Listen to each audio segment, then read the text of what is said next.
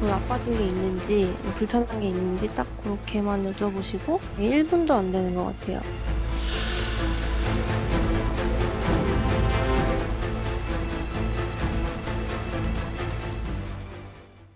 네, 보신 것처럼 우려 변이 오미크론 국내 유입이 확인됐습니다. 가천대 의대 예방의학교실의 정재훈 교수와 짚어보겠습니다. 어서 오십시오. 네, 안녕하세요. 교수님을 여기서 자주 뵈면 좋지 않다는 얘기인데요. 네, 그렇습니다. 또 이렇게 됐네요. 오미크론 감염이 확인된 5분 상태는 어떻습니까? 네, 아직까지 최초에 확인된 2분 같은 경우에는 백신 접종을 완료하셨기 때문에 중증까지 가시지는 않을 것으로 보이고요. 하지만 나머지 분들 같은 경우에는 아직까지 확인된 지 시간이 얼마 경과되지 않았습니다. 그리고 접종을 하지 않으셨기 때문에 어느 정도의 시간을 두면서 관찰할 필요는 반드시 있겠습니다. 백신 접종을 완료한 분들이군요. 그러니까 이 항체가가 충분히 올라간 다음에 돌파 감염이 된 걸로 봐야 됩니까? 아니면 다른 어떤 원인이 좀 있는 걸로 봐야 될까요? 저는 2가지 원인 다 있다라고 생각을 하는데요. 첫 번째로는 이분 같은 경우에는 접종하고 나서 항체가가 가장 높은 시기에 여행을 다녀오셨고요. 가장 높은 시기에. 네, 그렇다면 오미크론 변이가 백신의 효과를 떨어뜨릴 가능성이 있다는 게 첫 번째이고요. 그리고 두 번째가 오미크론 변이라는 것도 백신 효과가 100%가 아니기 때문에 돌파 감염이 있을 가능성도 있습니다. 이 2가지 요소가 모두 있다라고 봐야 되고요. 하지만 그럼에도 불구하고 국내에서는 아직까지 이런 효과를 평가하기에는 확진자의 숫자가 너무 적기 때문에 어떤 이유 때문에 이렇게 됐는지 명확하게 말씀드리기는 어려운 상태인 거죠. 이 바이러스의 그런 파괴력이나 이런 부분들은 국제적으로 계속 연구를 하고 있는 단계잖아요. 해외에서는 혹시 연구된 내용들이 좀 있습니까? 지금 이제 오미크론 변이 같은 경우에는 관심 단계를 뛰어넘어서 바로 우려로 지정이 되었습니다. 거기에는 2가지 이유가 있는데요. 첫 번째가 유전체 염기 서열을 분석을 해보면 이전의 변이보다 변이가 훨씬 더 많이 진행되어 있고, 그리고 변이 부위라고 하는 것이 이 변이가 있으면 백신의 효과가 떨어진다, 아니면 전파력이 높아진다, 이렇게 확인된 변이들이 여러 개가 동시에 확인이 되었습니다. 그래서 유전체의 관점에서 봤을 때에는 이전의 변이 바이러스보다 전파력이 더 높아지거나 백신의 효과가 감소할 가능성이 있다는 거고요. 두 번째로는 이제 남아프리카의 데이터를 보게 되면 델타 변이가 처음 등장했을 때에도 알파 변이를 빠르게 밀어내면서 거의 100%까지 차지하는 비율이 올라갔었거든요. 하지만 그것보다 더 빠르게 차지하는 비율이 높아지면서 델타 변이를 밀어내고 있는 양상을 보이는데, 그렇다면 최소한 델타 변이보다 전파력이 높거나 백신의 효과 감소에 있어서 어느 정도 효과 감소폭이 더 커지지 않나, 이렇게 해석할 수 있는 데이터들이 있습니다. 이 변이종, 그러니까 우점종이 바뀐다는 거, 이 자체를 놓고 긍정적이거나 부정적이거나 이런 신호를 읽을 수는 없는 거죠? 일단 우점종화가 된다는 것은 기존의 변이 바이러스보다 뭔가 증식에 있어서는 장점이 있다는 의미고요. 그렇다면 전파 속도가 높아질 수 있다는 것인데, 하지만 가장 중요한 것은 전파 속도도 있지만 이 변이에 걸렸을 때 중환자가 될 가능성이나 사망률이 어느 정도 되냐라는 부분일 텐데요. 여기에 대해서는 아직까지는 데이터가 충분하지 않습니다. 그리고 어떤 방향으로 움직일지에 대해서도 미리 예상하기가 어렵기 때문에 최악의 가능성까지 염두에 두고 저희가 정책을 세워야 되는 것이죠. 네, 최악의 가능성까지 염두에 둬야 한다. 근데 이분들이 백신 접종을 마쳤기 때문에 자가격리 대상자는 아니었죠. 그래서 국내로 들어온 다음에 접촉자가 좀 많았던 걸로 좀 알려지고 있는데, 이미 지역사회에 광범위하게 전파됐거나 이럴 여지도 감안해야 되는 상황인가요? 네, 그런 최악의 상황까지 가정을 해서 조사를 해야 되는 것이고요. 우리가 확진자가 늘어나게 되면서 역학조사가 접촉자 추적으로 매우 간소화된 측면이 있습니다. 하지만 이런 오미크론 변이 같은 새로운 변이에 대해서는 예전처럼 심층 역학조사를 해서 최대한 폭넓게 접촉자를 확인을 하고 걸러내는 것이 그나마 유입과 확산을 늦출 수 있는 거의 유일한 방안이라고 볼 수 있습니다. 네, 오늘 나온 보도를 보니까 이분들이 공항에 도착해서 이동한 경로를 허위로 진술했다, 이런 보도도 나오더군요. 네, 안타깝게 그런 것으로 확인이 되고 있습니다만, 이런 것들은 실제로 확진되신 경우에는 경황이 없으셨을 수도 있고요. 그리고 여러 가지 이런 감염에 있어서의 개인의 책임과 아니면 사회의 책임에 있어서는 작년의 경험을 봤을 때에는 개인에게 과도한 책임을 지우는 것에 대해서도 우리가 경계를 해야 되는 부분이 있거든요. 조금 더 신중하게 지켜봐야 된다고 봅니다. 알겠습니다.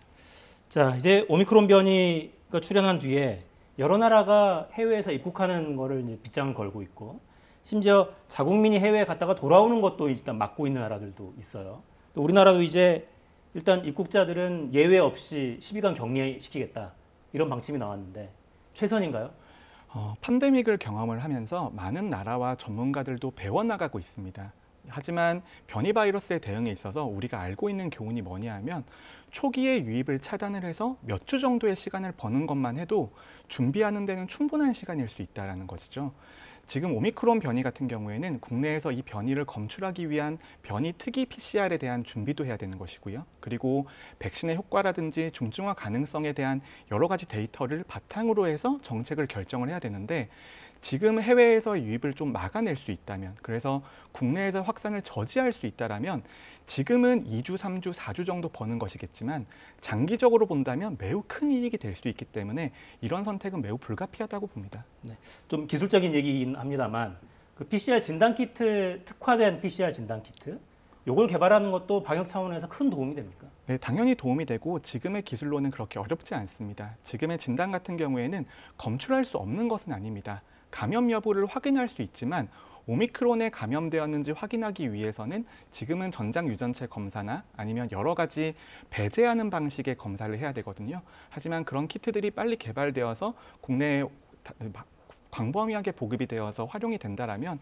아무래도 방역 대응엔 도움이 될 것 같습니다. 그러니까 어떤 변이에 감염됐는지를 확인하는 것도 굉장히 유리할 수 있다. 그 네, 자체로. 그렇습니다. 알겠습니다. 국내 상황을 좀 정리를 해볼까요?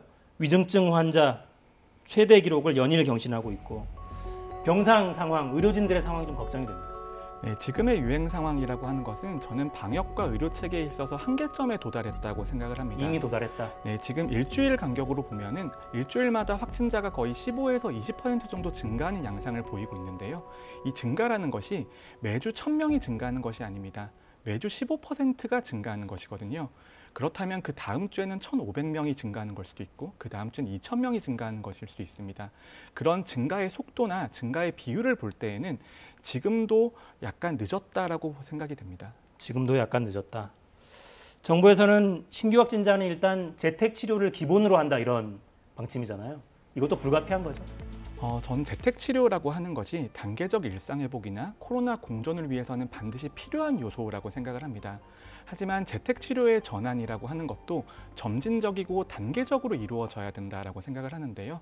하지만 지금처럼 병상이 부족한 상태에서 재택 치료를 원칙으로 하는 정책으로 전환이 된다라면 국민들의 입장에서는 불안하실 수밖에 없다고 생각을 하고요. 재택 치료가 아니라 방치 같은 느낌이 좀 들긴 합니다. 네, 그런 느낌들이 들지 않게 하기 위해서는 여러 가지 인프라나 감시 체계 같은 것들이 면밀하게 준비가 되어야 되고 그런 준비를 위해서는 방역 인력도 여유가 있어야 됩니다.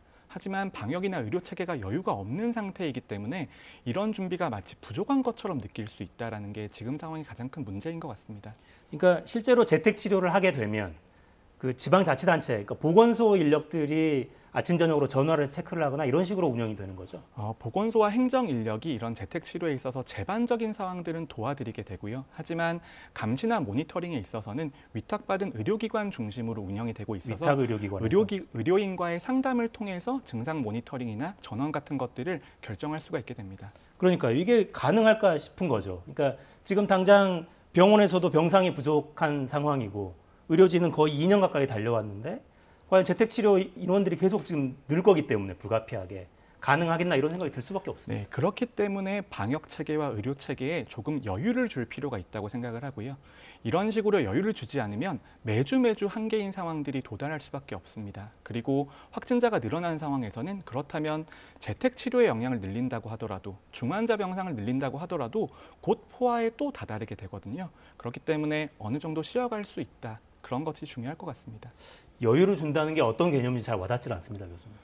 병상 예비율을 기준으로 한다면 지금 병상 예비율이 거의 90%의 이제 병상 점유율이 90%에 도달했기 때문에 남아 있는 분량이 10% 미만입니다.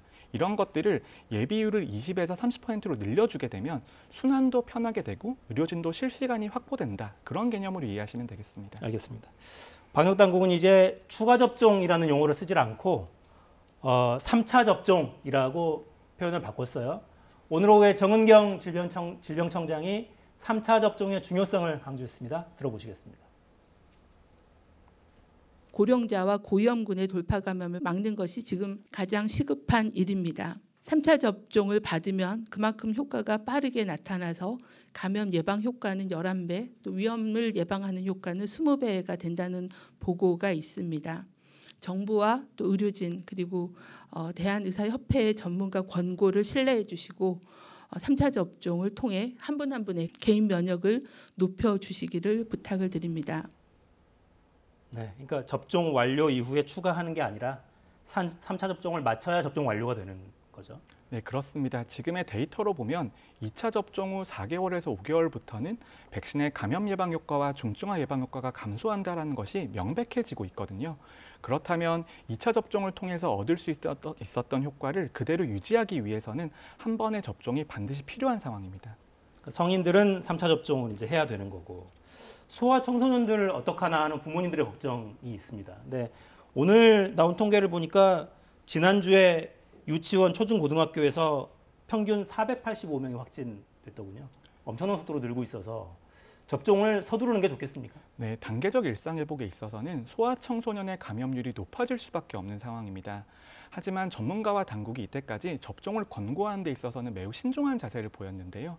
하지만 지금까지는 우리나라가 가진 데이터가 많지 않았고 유행 상황이 심각하지 않았기 때문에 그런 권고 수준을 유지했습니다만 지금은 점차 유행이 심각해지고 있고요. 그리고 우리나라도 고등학교 3학년, 고등학교 2학년 접종을 하면서 접종에 대한 안전성 데이터들이 쌓이고 있습니다. 그렇기 때문에 당국과 전문가들도 조금 더 자신감을 가지고 접종을 권고할 수 있게 되고요. 그리고 이런 접종 권고라고 하는 것이 가정 내 전파 방지라든지 학교 정상화 같은 부가적인 목표들도 있겠습니다만 철저하게 개인의 관점에서도 건강에서 이익이 되기 때문에 전문가가 권고를 하고 있다는 점을 알아주시면 좋겠습니다. 그러니까 청소년을 접종하는 목적이 집에 돌아갔을 때, 그러니까 집단 생활을 하기 때문에 감염된 상태로 돌아가서 고위험 군화에게 옮기는 거 이것만 차단하는 게 아니라 실제로 아이들 개개인에게도 중요하다 이런 말씀이시죠? 네, 개개인의 건강에서도 이익이 있습니다. 알겠습니다. 방대본이 이제 내일 방역 강화 조치 논의를 하는 걸로 지금 알려져 있는데 4단계로 바로 강화할 가능성까지 제기가 되고 있어요. 어떻게 예상하십니까? 그런 부분에 있어서는 조금 신중하게 접근을 해야 된다라고 봅니다만 하지만 지금의 유행 상황이 워낙 심각하기 때문에 이게 전 두 가지 측면이 있다라고 봅니다. 실질적으로 유행의 속도를 줄이기 위해서 효과적인 조치를 도입할 필요도 있고요. 또 하나는 국민들에게 이 상황을 정확하게 설명을 드리고 양해를 구하면서 정책적인 신호를 제공할 필요도 있다라고 생각을 합니다. 그럼 그 정책적인 신호라고 하는 게 이런 상황을 설명드리는 것으로는 부족할 수 있거든요. 그럼 국민들께서 지금이 어느 정도의 위기다라는 것을 인식할 수 있을 정도의 사회적 거리두기의 조정이 있다라면 아무래도 도움이 될 것 같습니다. 네. 의료 체계 과부하가 점점 심각해지는 상황인데 잠깐 멈춰야 할 시점이라고 개인적으로 평가하십니까? 단계적 일상 회복이라고 하는 것이 항상 한 방향으로 갈 수는 없습니다. 유행 상황을 보면서 유행 상황이 너무 심각해지면 그때는 다시 안정화시키고 넘어갈 필요가 있는 것이고요. 그리고 우리가 계획한 대로 모든 상황들이 흘러갈 만큼 이 팬데믹이라는 것이 그렇게 쉬운 상황은 아니라고 생각을 합니다. 하지만 지금은 의료 체계와 방역 체계의 부담이 매우 심각한 상황이기 때문에 잠시 쉬었다가 다음으로 넘어갈 수 있다고 생각합니다. 네. 단계적 일상 회복 첫 발을 뗄 때 저희가 너무 흥분했지 않나 이런 후회가 이 순간에 또 드네요. 네, 전문가의 입장에서도 국민들에게 정말 죄송하다고 말씀을 드리고 싶고요. 하지만 팬데믹이라고 하는 것이 앞으로의 우리가 사회적 합의를 통해서 해결책을 찾아 나가는 과정이라고 생각합니다. 네, 정재훈 교수였습니다. 감사합니다. 네, 감사합니다.